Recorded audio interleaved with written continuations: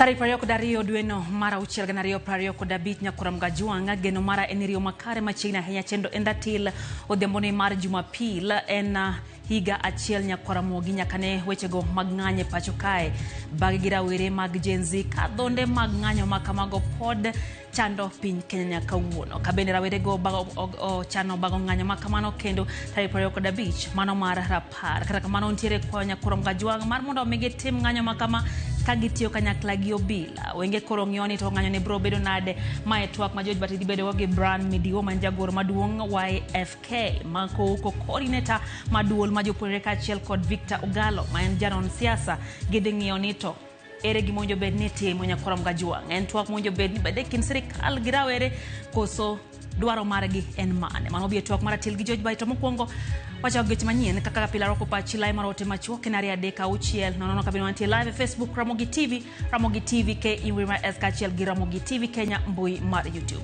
magi thund weche. In the course of this week, many things are going to happen, but also to be mindful even about our language. Let our language be that one that will build. Ote mar kwe kod ratiro medore kinde ma ikwano ndalo motelo ne raparo odiochieng' ng'anyo mar Gen Z mahiga mokalo. Hawa viongozi ndio wanaenda wanaonga maaskari, wanatuma wakuje watutishie, wanatupiga marisasi kwa inchi yetu. Luoro medore gwenge ma Transmara kaluwore kod wach lo ma jopiny koni ng'ato dwa yako. Watimo gimiluongo ni targeted arrest. Wang'iyo ni ng'ane e chatiyo gi piwa to wadhire to wagoye fine maduong'.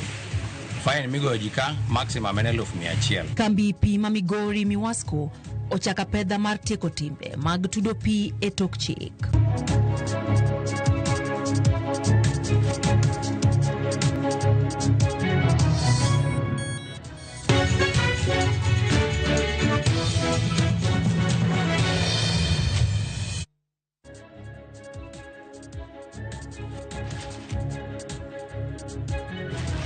Jaloko marwen Belinda Phillips machiegni nyakuram gajuang nyinga Lydia Okeyo. Riwruok kanisa mapacho kawuono bagalam makende ne anyuola mag rawere mag Gen Z mano wito ngimagi e kinde ng'anyo mar kwedo paro mar chik mar omenda ma higa mokalo. Anyuola mano wito jogegi e kinde no oywago jweng'o magiwacho ni ojwang'gigo kod sirikal ma onge ratiro moramora magiseyudo.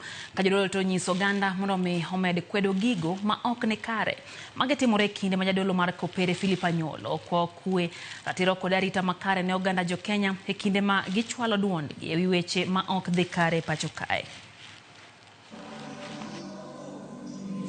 Emotions. The world has been work and the world is very organized. You cannot get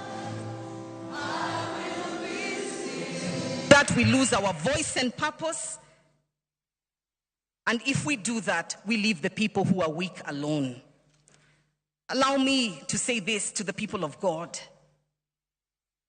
We humbly, as the church, ask for forgiveness for the times the church has remained silent. Celebrating the body and blood of Christ means we should respect even the human body and blood. Second, we want to encourage also as you go out there in the course of this week, many things are going to happen, but also to be mindful even about our language. Let our language be that one that will build a nation, that will build a church, that will build a family. Jodole buo mabul margi mar NCCK ko pinyo wacho kod duol mar IPOA mondo tim nonro kendo neno joma ne owito jogegi kod manedo hinyruok e lweto obila e kinde ng'anyo oyudo ratiro margi. Kane gilose kanisa mar CCM ma Kisumu, jodologo koni dwaro nitie mondo mi obi oti kaluwore kod chik karawere bende kik nyis wang' teko. Lili Mabeta nigi ler koya Kisumu. E karalam masisi e Kisumu, riwruog jodolo e pachoka NCCK kawuono omedo kwayo kwe kuom jopiny ahinya to rowere mag Gen Z machano ng'anyo tarik 25 mar rapar mag jogo manonegi higa mokalo. Kagijiwo obila mondo oluw chik kendo kik ti gi teko mathoth kuom jopiny. Clement Otieno, ma en jakom mar NCCK, okwayo sirikal gi migawo mar IPOA mondo otim nonro matut kendo ji duto mane oyudo masira kowuok kuom obila oyudo ratiro margi. Wadwa kwayo ni nitiere migepe monego bed ni neno ni ng'ato ka ng'ato luwo sheria gi chik moketi. To jok machalo IPOA, jok machalo DCI, jok machalo migepe gi te, wakwayo gi ni mondo gi amalo, mondo giwe bedo kagima gionge, kagima gisekethore. Gi amalo mondo gilu chik ma onge ng'ami weyo, nikech ka onge kiwe jomoko to gino bro dhi mbele, nikech jomoko bro neno niya ng'ane nyocha timo kama onge gimotimne. Emomiyo wadwa wacho ni IPOA ni tich magitiyo sani ka giluwo polise manyocha onego jowa adharani kwaneno bernwa, kendo wakwayo ni mano mondo dhi mbele. Kata kamano, omedo kwayo Gen Z machano dhi e ng'anyo mondo oket kwe e kindgi ma ok giketho mwandu jopiny. Wadwaro ni mondo hala gi ngima jopiny, gi ngima jo Kenya mondo rit maber, nikech mane tich sirikal. Sirikal mok nyal rito ngima wago handniwa, ok owinjore mondo bed e loch kata matin. Wakwayo ni mondo wadhi mbele gi wuoyo kaka jo Kenya, jo sirikal, opposition gi jopiny. Wadhi mbele gi wuoyo mondo walos weche mag arita kwe, kendo wakel winjruok maber gi haki mar ng'ato ka ng'ato, kendo kaluwore kod weche mag yuto manie pinywa ka. Gijiwo Gen Z mondo kik tim timbe madimi obila ti kod teko mang'eny. Kendo ojiwo ni kata obedo ni gin gi ratiro mar dhi e ng'anyo to onego obed mano mamuol. Akwayo mana ni maandamano kutako betie to bed mar kwe ma ok ketho mwandu, ok goji gi kite, ok yanyi ji, ok dhaw, ok monji ji, ok tur duke, ok ketho gik moko. Habakuko Onyango, ma bende en jadolo mosedhi e yweyo ne tich, okwayo sirikal kod migawo mar IPOA mondo oket adiera e lela ma ok odewo ng'ata ng'ata, kojiwo ni madhi kelo kwe e kind jopiny. Gima duong' ma thago jo Kenya, kata ma thago jo Gen Z, kata ma thago joma pod complain ni ogine ka joma timo investigation ok one ka gin serious. Koro mano ok onego bedie upendeleo moro kata gine moro. Mano wang'iyo ni kaber to an kaka kanisa onego sirikal onego ti ma onge upendeleo, manyalo miyo raia bende tosheka kabisa, bende winj maber na diera sirikal is serious. Lilian Abeta, Ramogi TV, Kisumu. Jagoro mong'ere migawo mar arita Dr. Raymond Omolo okwayo kanise kod jodolo mondo mi okonye chiwo puonj ne rawere matindo e thurka mondo mi gibed jomo bidhore e kind oganda. Dr. Omolo nokone kanise mondo mi giyie gichiw puonj ne rawere matindo kendo ginyisgi yore maber ma ginyalo luwo manyalo miyo gidongo e Kristo ma ok gikier kata bayo ka gidonjo e timbe moko manyalo rocho ngimagi. Olo senyasi ma dhialo higni 100 nyaka ne chako osiptal ma Kindo Adventist Hospital e kachung'od bura ma Karachuonyo. Okoni kanise pok otimo moromo e chiwo puonj ne rawere kendo gibed joma beyo, ka omedo jiwo kanise mondo mi oket maino margi e chiwo puonj ne oganda matindo. Ka jaod bura ma Uriri Mak Nyamita to nokone rawere mag Gen Z mondo mi obed joma kare kendo oganda kojiwogi mondo mi ginyakue kata mana ng'anyo ma ochan tarik 25 dwe ni mar payo rawere mag Gen Z manotho e kinde ng'anyo mar kwedo paro mar chik mar omenda higa mokalo.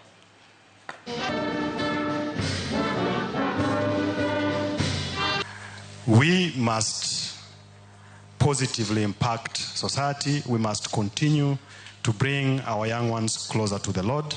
We must continue to teach them the Adventist way of life so that they are respectful, they are responsible, and they are people who can listen, particularly when elders or people who are older than them speak. The Gen Zs of this nation, I want to urge you, make your voice heard. Please make your voice heard in the loudest way, but it doesn't have to be violent. Make your voice heard in the loudest way you can, but you don't have to be negatively influenced to interfere with other people whose voices also needs to be heard. It is now upon us to see how can we nurture the vision that they had to become great, and so that the future, our future generation, may also enjoy that same sweat. En higa chiel kod ndalo ariyo nyaka ne ng'anyo mokwongo mag rawere mag Gen Z timre Thurka higa mokalo. Ng'anyo mane magina omake Rex Kanyike Masai e chuny boma ma Nairobi. Anyuola Rex Masai pod ratiro mar nyithindgi. Rex Masai masani ntiere e bolo e kinde ma doho pod dhi nyime kod koloneno kuom achije. Walter Nyambaga miyo chal madigni ratiro ne Rex Masai e kinde ma ipara dhonde ng'anyo magana 24.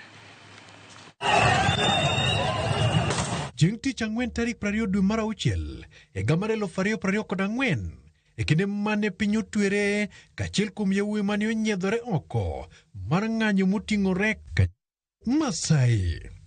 E ng'anyono mane lisasi makoch ne omuomo kendo chwedo bam Rex korka chich. Wuowi mane jahigni 29 ne oruombore piny karembe goyo kala e kendo bubni lo ka boma umetni kod tule kindo ganda kod obila. Obila ne diro iro malongo wang' e kinde ma kony mar Rex mare ne medo bedo matek ahinya. E dalagi, familia ne rito wuodgi ni dhi duogo godhiambo mondo giyud chiemb ang'ich welo kaka pile e mesa. Nikapokea simu, as usual tulikuwa tuna joke. Already alikuwa amenipromise atakuja na kuwa amekuja. Nikamwambia, sema muongo. Ile sauti nilisikia the other side, mam si Rex, ni mimi George. Shida ni ati ni Rex. Rex amefanya nini? Tulikuwa tumetoka job, tukapitia town, Rex ameshutiwa. Jomachiel motelo ne mano Rex Masai ne timo ekruok mar chako ngima. Rex ne wuok dhi e pinje mag Ingereza e kama ne oyude tich mane dhi loko ngima familia ge. Alikuwa toka ende UK July last year. Hakufikisha hiyo July na alikuwa na ndoto mzuri sana. Utino mane tho luchore molal kod ngimane. Min mare ne ondonyo ng'wech nyaka osiptal e kata kamano noyudo ka wuode chunye oseya. Nikaangalia bliss nikaipata, nikaenda straight kwa reception. Nikauliza kunaweza kuwa na mtu ameshutiwa na ameaga kwa hiyo hospitali. Walinipatia ID. Nikaangalia nikapata ni yake. Nikamwambia nataka kumuona. Nikaingia, sijipaje nguvu kutoka. Nikaingia nikampata kwa floor. Min mare wacho ni kapod chunye ne goyo machiemo mar tero wuode kar kano ringre, nofwenyo ni risasi ne pod omoko e bam Rex Masai. Kata kamano ne ofwenyo ni tempande ne weche moko. Lipot moko noyango ni obila ne dwaro ni mondo gitim dong kod ringre Rex Masai kendo tere kan kano ringre ma Nairobi Funeral Home. Min wacho ni kane oduogo kinyne to noyudo kane osegol risasino e kendo nonro ne ochakore gi kanyo. Tukidunga nguo kuna that kahol kalikuwa kahol kadogo, so kumregesha ile position yake nikaona ka sharp object, so nilikuwa zile za sumtoi kitu maybe anaweza rudi. Unajua mtu jipatia hopes hata kaa kuna. Owacho ni nochak ruch neno mochuno maonge duoko kata matin. Alafu wanatufukuza tie amfai kukamochari kujeni saa 2. So akili tukajua sisi tumeona risasi, already nimeipiga picha kwa simu yangu, tutaipata. Wakarudi wakatoa ile risasi. Gisani en igachiel karumbi kod ong'wengo okwako manyo ratiro mar Rex Masai kado dhi nyime kod kola diera e wi tho mar Rex Masai. Joneno bura osegolo neno ka obila Isaya Murungiri maitudo kod nek mar Rex Masai ne ondiko dhoge dwe mar 2 mar higani kano tamore wachno moumo ye piny.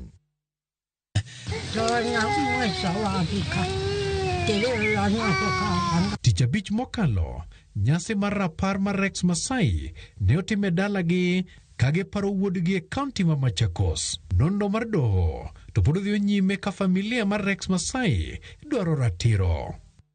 Amount of compensation naweza nirudishia mtoto. Ile dream alikuwa nayo hawatanifanyia. Ni mimi niamke. Walter Nyambaga, Ramogi TV.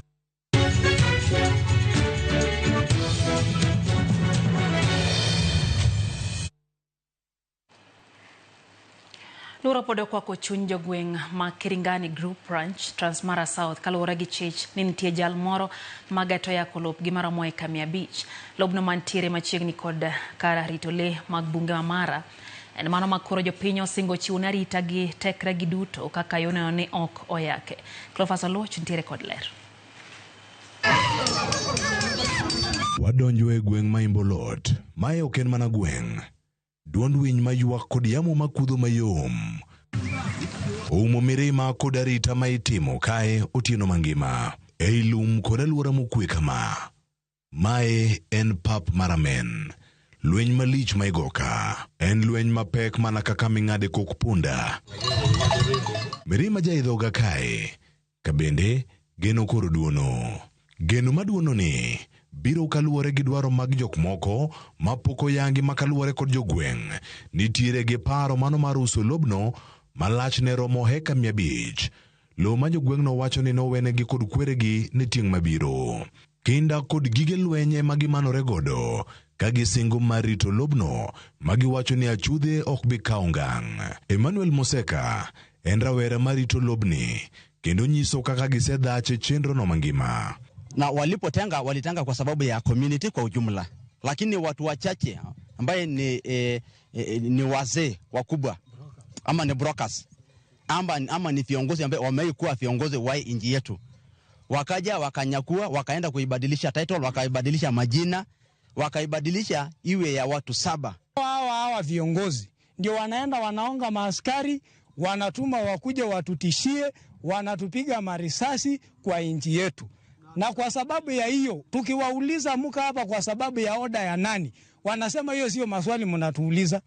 Ei bunguni maugutongi karitolema Mara. Raweregi nindo bedu tieno mangima. Gichamo chiemo magiyudo. Kendo ginindo e dier ot kata lo. Kagiketo geno kuom gin giwegi. Nataka tuambie IG wa police pamoja na wasiri wa internal security, Murkomen. Kama wewe uyuko nyuma ya hii maneno, tunataka ujitokeze uhakikishe ya kwamba unapigania haki yetu. Maana wanasema wamepata order from above. Sasa above ni nani? Ni Murkomen. Wacha tukae kama watu ambao wana viongozi. Kwa sababu tumenyanyaswa kwa muda. Na saa hii visasi ambayo zimekuja, hatutaki manyanyaso. Hii ni wakati vitu zetu yote ambaye simenyakuliwa sirudi. Sani koro penjo thoth ka jogweng' wacho ni ling' ma sirkand kaunti kod sirkal mamalo odhi alanda. En ng'awa madwaro lobni makoro ywaruok okwako. Cleophas Oloch, Ramogi TV. Jopuonjre mag grade mar 9 nitiere kod juma achiel kende to iloro mbui mag kemis monjo gi tigode oro kwayo ne skunde kod kiso magichano timo e grade mar 10. Pok ochak oro kwayo kaluwore ni mbui ok yawre kendo jopuonj madongo ok nyal donje. Kaka yuto monilero no ajumbe ariyo mokalo jagoro mongere migao mar somo Julius Bitok nokoni atamalo 60 mag skunde sekondar mamalo sendikore moketo kitlai mag somo magibiro chiwe mbui. Teachers around the country are busy with the learners, trying to engage in this selection process, and we are doing it under KEMIS, our new system. Magi ne gin weche mag jagoro maongirore migao mar somo Professor Julius Bitok. Jumbe ariyo ma okalo e odiochieng' mane owinjo yawi ayanga. Mbui manyien mar KEMIS, mbui ma jopuonjre mag grade mar 9 owinjo bed ni itiyogo e oro kwayo maglai mag somo kod skunde ma owinjo giriwrego e sekondar mamalo. If I want to be in this profession, class of profession, what do I need to do? Odiochieng'ni, Bitok ne oyango ni atamalo 80 mag skunde sekondar mamalo ne oseikore kendo seketo e mbui lai magichano chiwo ne jopuonjre. 2% of the senior schools have been able to upload their pathways and subject combinations for the learners in readiness that in the next 2-3 days, the learners now in junior school can be able now to select their pathways. So it's a seamless process which we starting today and is expected to run up to the 30th of this month. Kata kamano e report malingling mawuok kuom jopuonj madongo en ni nyaka kawuono mbui ni ok yawre Ahinya to kochopi rang'iny ma owinjo jopuonjre otimie yiero. Kiwan bende wadonjo e mbui ni. Watemo rango ka bende wanyalo donjo ma wachak timo yiero. Mae kaka ochalo. Kar oro kwayo ne skunde ok yaure. Nyaka sani jopuonjre mag grade mar 9 maromo 1.2 e skunde 24,000 duto mapacho ka pod nie mudho. E chenro ni jopuonjre biro yiero kit somo 3 e lai ma gidwaro e skunde 12 rang'iny ma opogore. E lai ma ochwal ne skunde, kaka achiel kuom yore mag geng'o mibadhi e kinde yiero, mbui ni oler ni biro rango kaka jopuonjre osebedo katimo, ahinya to e penj madongo mano national exams. Bende ibiro rang gi wang' mamuol jopuonjre mawuok e gwenge mane piny, ka achiel kod man gi ng'ol. Mbui ni bang'e biro tiyo kod duoko mag penj mag jopuonjre, paro ma ogol kod japuonj ka achiel gi gombo mag jopuonjre, e yiero skul kod lai mar somo ne japuonjre ka japuonjre pacho ka. Nyaka sani pod warito mar neno, poni mbui ni dhi e tiyo mondo mi oro kwayo chakre. Judith Omondi, Ramogi TV. Daka na par kod 9 bang' sa achiel midhiambo chendo en ratil. Erokamano ahinya kuom kete e Ramogi TV. Mwalimu Faith Mzomo nyisa kacha ni entiere kod chendo gik masane jo Kenya kale owacho kamano ni diweni kor ka manyo uhuru mano wayudo higni 61 gi wiye mosekalo. Mano kanyo mwalimu Faith kantie Malindi na no bende Gideon Ndaya wacho ni entiere kodwa e chenro gimowuoro ne ndawa pod jilaro manegre mano Gideon. David Keitho Kiki wacho ni entie Hot Spring Abundu mora henya gi chendo kairo Monica Akumu wacho ni wuok Dubai CBD. Weche manyien chopone heyo makare ogone Ramogi TV komo ni weche gi ochopone oganda heyo mowinjore. Eno bene Jona Bongo wacho ni entie Nyambanyo Kal wacho ni weche gi chopone gin kanyo gin gi Rose kaeto Simon Longue wacho ni en wuod Leticia gin tiere game mora hinya gi chenro. Setho Dhiamo Jaro Singa nyisa kacha ni entiere kodwa gi Michael Odede kachiel kod Jackton wacho ni weche gi chopone gi makare. Eno kanyo Isdorio Molo wacho ni pod waparo adhonde mag ng'anyo mag rawere mahiga mokalo kod kuyo malicha ahinya. Wamedo po winjruok mane Raila kod duto timo momiyo kuyo bede piny Kenya nyaka sani. Wacho ni gidagi jok matemo duoko vijende ng'anyo kendo kwa serikal omed rito ngima nyithindo te tholit kendo ngima eyo dichiel kende. Mano kanyo ka Councilor Isdori.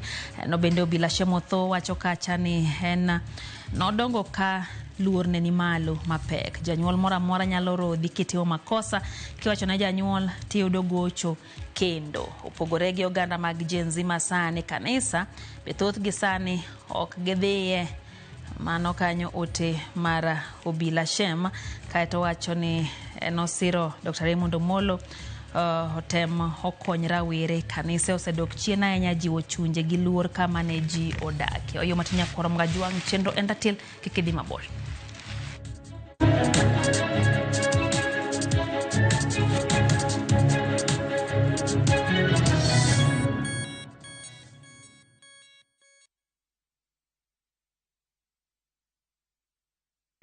Ready for Bali? Ride the waves of Melasti Beach, explore Uluwatu Temple, and enjoy thrilling water sports. Snap Insta-worthy moments in Ubud, Tegenungan Falls, and Wanagiri Hills. Cruise to Nusu Penida Island on a full-day tour. Fast boat and lunch included. Take in volcano views, temple tours, and tropical bliss all in one trip. Starting from 182,000 Kenya shillings per person sharing. Flights, 5 nights, breakfast, tours, and transfers all included. Book now. Call or WhatsApp View Travel on 0703 254 254. View Travel. Dream, explore, discover. Royal Mabati Factory Limited, dukani achiel kende miyude rang'iny mamalo magoyo itado makare. Yud offers mawan godo ka ichulo atamalo 40, iyud mwandu molosi chieng'no. Yue mos dala ka wakelo ni nono maonge chudo nyaka e dhot. Gochnwa e 07222 6 3 8 3. Tim order kokalo e www.royalmabati.com. Weche kod chike mantie nyaka lu.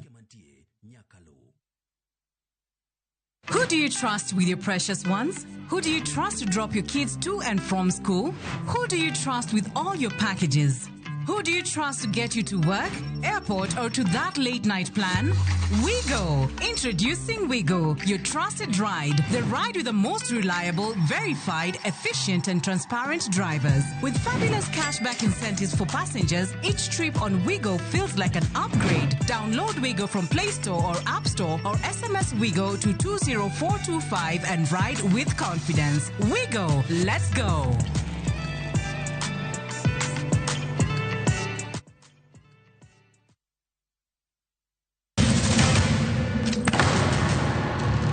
Taka unusiye giwachno. Tono ka bibet ka ikinyome. To kate arus mare ano ka bibiro. E kaka ininyalo timre gosip na malich kamae. Kosiparo ni nen mana kende ka. An ka bora chiel kode. To joma ni kate bende ni kode. En chunja dek. Osiem. Hera. Koda timbe andhoga makelo chwanyruok. Koronge kaka arus ni nyalo timo. Maye yawa. Ikrine wuodh parineti. Sigana manyiso kaka inyalo tem paro kod lek ma ng'ato nigo. Kendo yiero nyalo loko gik moko duto. Parineti. Wuok tich nyaka ngeso, saa 2:15 otieno. Manera Mogi TV.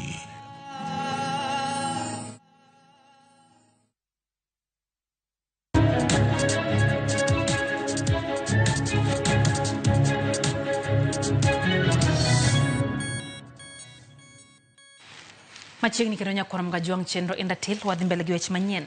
Kambi mar KOP Migori maong'ere kaka Migori Water and Sanitation Company Miwasco ochako chenro mane oniji matiyo kod pi magichiwo duto bedo kod mita kaka yo mar geng'o lal mar omenda mathoth mathoro wuok kuom pi ma oko chul. Miwasco ochaka pedha ne joma otudo pi ma onge mita magikoni osebedo kakelo lal ne kambino. Joma giler koe kaunti ma Migori.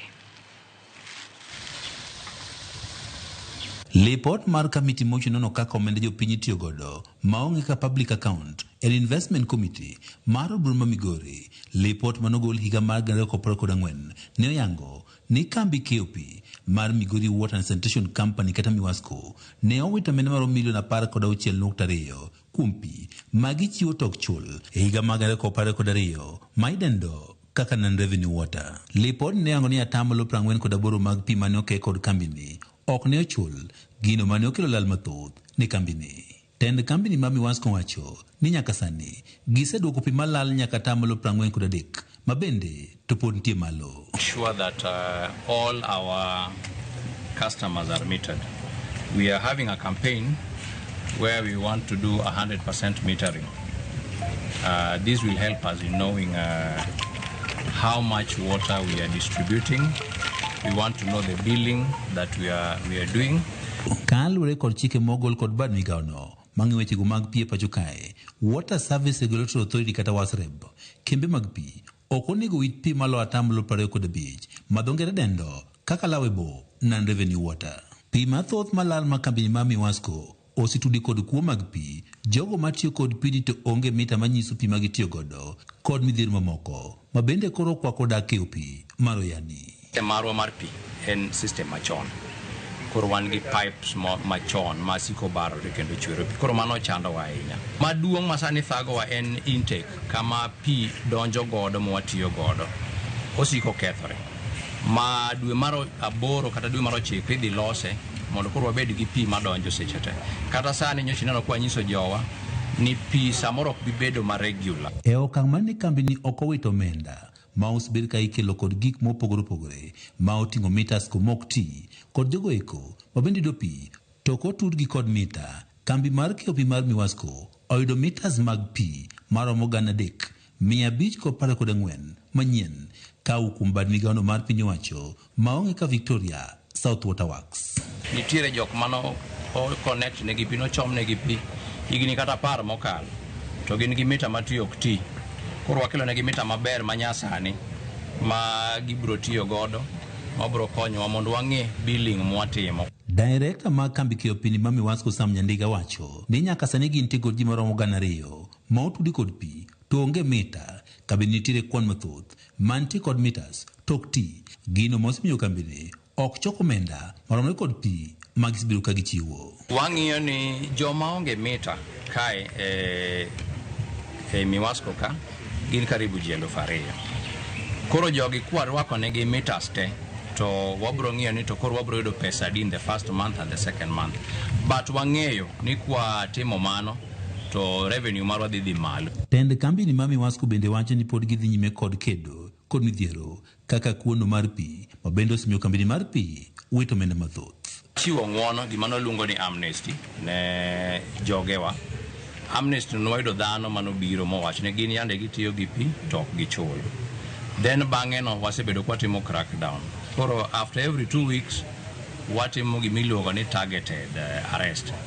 Wang'iyo ni ng'ane echa tiyo gi piwa to wadhire to en wamake to kwasemake to wagoye fine maduong'. Fine migoyo ji ka maximum en 100,000.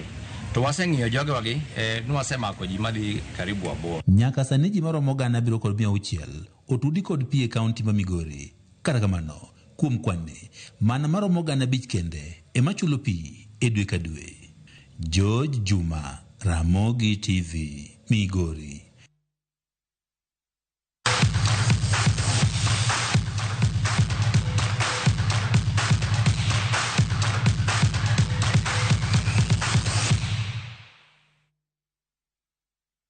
Club mar Police FC odhiala Yanga kaka joloch lig maduong' pachoka season mar higa 2024-2025 bang' tieko season gi points 6-5 to kuok amodhi gol 1-1 gi joloch mokalo Gor Mahia e lap ma Ulinzi Complex. Police FC noidho nyaka lig maduong' season mar higa 2024-2025 kama ne gitieke thuolo mar 10 kapok gitieke thuolo mar 4 gi adek season manoluore. Toka okombe maduong', Police biro ting'o nying Kenya e tuke mag CAF Champions League season manyien. Season mokalo ni Police no tuke mag CAF Confederation Cup kama nothich gi oko e round mar 2 gi club mar Zamalek FC. Gor Mahia komachielo nitiere kod geno mar tugo tuke mag CAF Confederation season manyien motelo ne finals e kindi gi club mar Nairobi United e tuke mag FKF Cup.